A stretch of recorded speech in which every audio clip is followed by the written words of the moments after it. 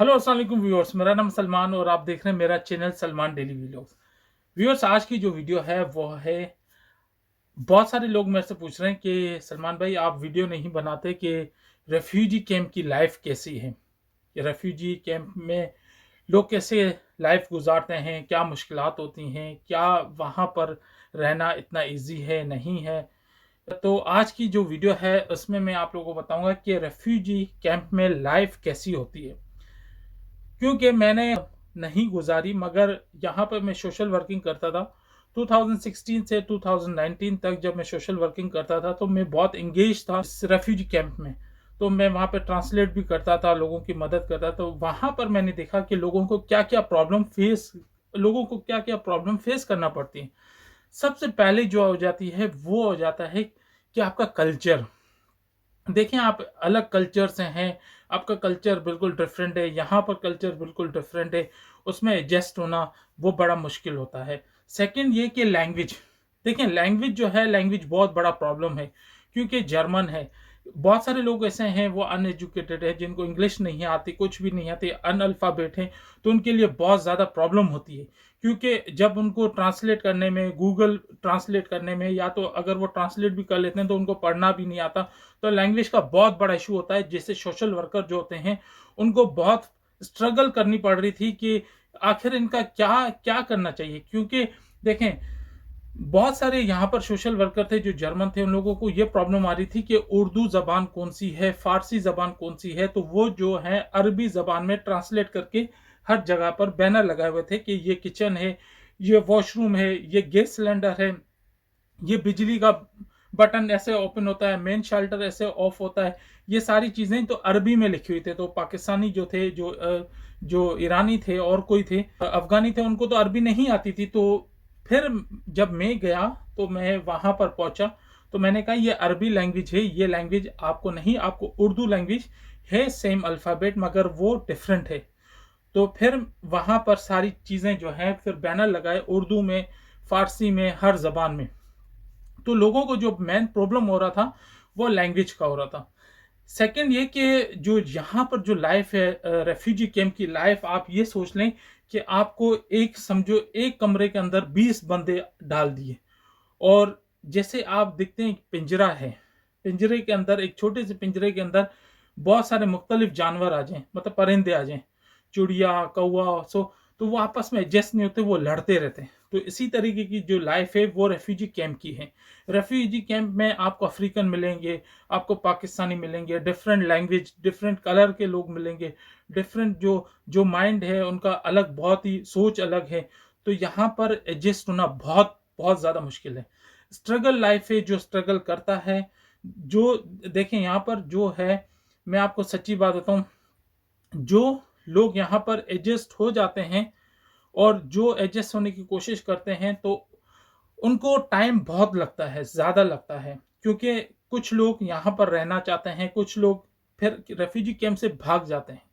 वो चाहते हैं कि हम यहाँ से जल्दी निकलें। तो ये होता है कि मेंटली बहुत डिस्टर्ब हो जाते हैं। आप लोगों को डेली एक ही रूटीन, एक ही काम, सुबह को उठना, सारा दिन बैठना, उन्हीं लोगों के साथ देखना। फिर वहाँ पे बहुत सारे लोग हैं वो अल्कोहल पीते हैं, शराब पीते हैं, गाली गलौज होती है। लेडीज़ का बाहर जाना बिल्कुल, लेडीज़ खुद खुद देखती है कि सारी तरफ मर्द बैठे हैं। क्योंकि देखिए, हमारा कल्चर ऐसा है, मुस्लिम कल्चर ऐसा है, या तो कोई और कल्चर ऐसा है कि किसी गैर मर्द के सामने नहीं जाना। तो यहाँ पर बहुत सारे ऐसे होते हैं, सामने बैठे रहते हैं, वही गप्पे शोर करना, गाली गलौज करना, ये यहाँ पर लाइफ बिल्कुल। फिर आप कुछ कह भी नहीं सकते, क्योंकि जर्मन लॉ के हिसाब से आप कुछ कह भी नहीं सकते। फिर यहाँ पर लड़ाइयाँ भी ज़्यादा होती हैं। फिर क्या होता है कि अगर जैसे सपोज एक फैमिली है, उसको एक बड़ा रूम मिला है, तो वो अगर फैमिली है, फिर वो किसी और फैमिली के साथ एक एडजस्ट करेंगी।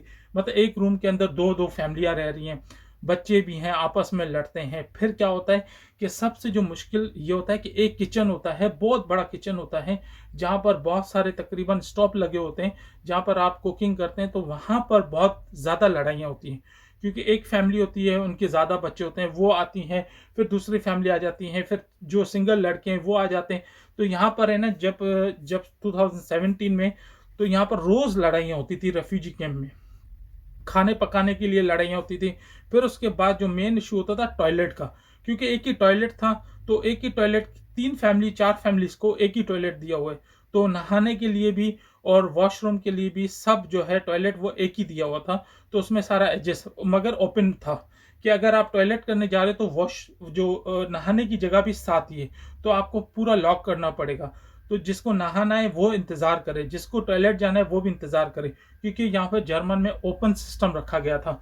तो उन्हें नहीं पता था कि ये मुस्लिम बाद में चेंज किया गया, मगर पहले वो एक ही था। तो जो नहाने जाता था, जो टॉयलेट जाता था, उसको इंतज़ार करना पड़ता था। तो यहाँ पर लड़ाइयाँ ज़्यादा होती थी। लड़कों की भी ज़्यादा होती थी, फैमिलीज़ की भी बहुत ज़्यादा होती थी। फिर यहाँ पर पुलिस का आना-जाना बहुत ही पुलिस पुलिस ने एक किस्म की यहाँ पर रूटीन बना ली।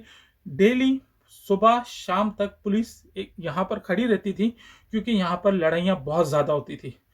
कोई कोई पाकिस्तानी को नहीं समझ पा रहा, कोई ईरानी को नहीं समझ पा रहा, कोई अफ़गानी को नहीं समझ पा रहा, कोई अफ़्रीकन थे, वियतनामी थे, बहुत सारे लोग थे और डिफरेंट टाइप के लोग थे, जिसमें से कुछ अच्छे लोग भी थे, कुछ पढ़ी हुई फ़ैमिलियाँ भी थी। जो पढ़ी हुई फ़ैमिलियाँ थी, उनके लिए बहुत असर पड़ रहा था, क्योंकि वो एक अच्छे घराने से, अच्छी फ़ैमिली से ताल्लुक़ वहाँ से फिर यहाँ पर आए और रेफ्यूजी कैंप में रहना स्टार्ट हो गए। उनके बच्चे स्कूल जाते थे, बच्चे इवन यहाँ तक कि इंग्लिश बोलते थे।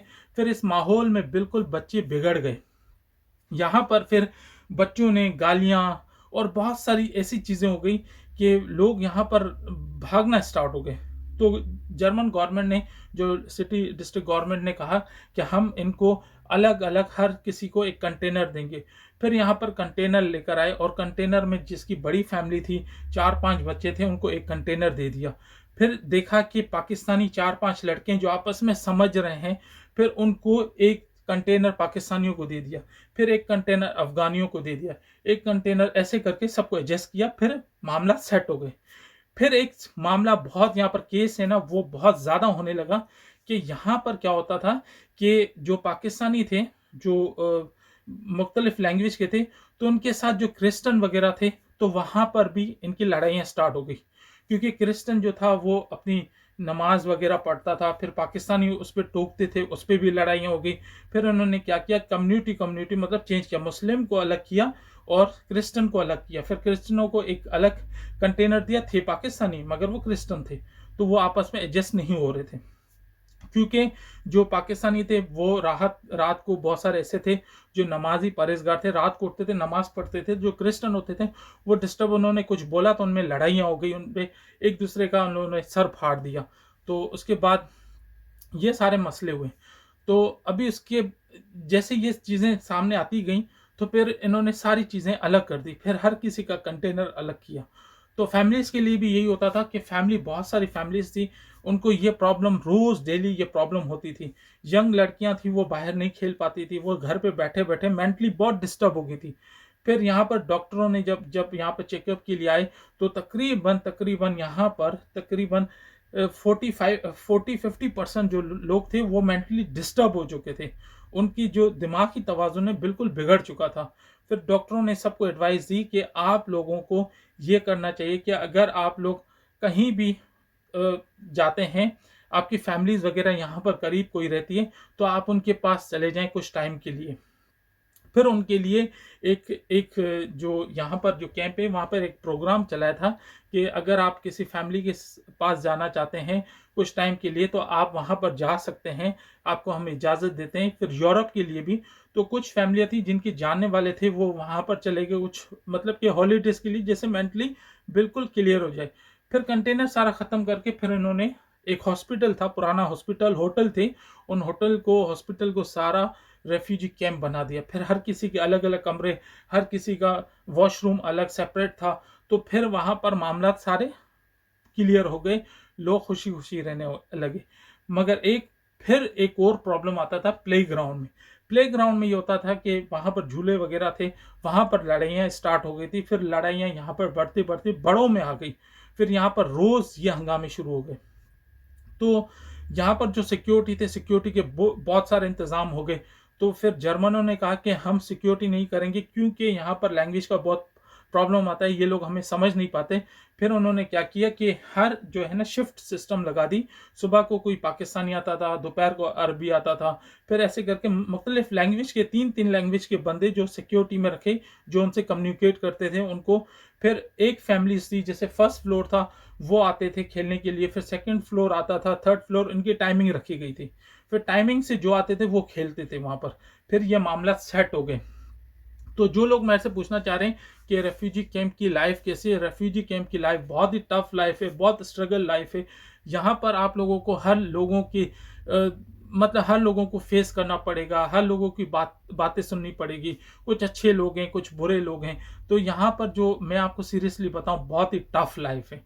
ये नहीं है कि बहुत ईज़ी लाइफ है। रेफ्यूजी लाइफ बहुत ही टफ लाइफ है, जिसके लिए आपको बहुत सारा स्ट्रगल करना पड़ेगा। अगर आप जॉब भी करते हैं तो आपको एक कमरा मिलता है, फिर आपको अगर टाइम लगता है, अगर आपकी किस्मत अच्छी होती है, अगर आप ज़्यादा, मैं कहता हूँ कि इसमें किस्मत की बात है कि आपको जल्दी घर मिल जाए, वरना लोग यहाँ पर बैठे हुए हैं, उनको सालों साल गुजर चुके हैं। तो ये थी वीडियो में, जो लोग मुझे कह रहे थे रेफ्यूजी कैंप की जो लाइफ है, बहुत स्ट्रगल लाइफ है। तो आई होप आप लोगों को वीडियो अच्छी लगी होगी। अगर कोई भी, किसी को भी कोई भी क्वेश्चन है, वो मेरे से पूछ सकता है कि और मज़ीद क्या होता है, तो मैं इंशाल्लाह आप लोगों को जितना हो सका, तो मैं आप लोगों को इसका आंसर दे दूँगा, जवाब दे दूँगा।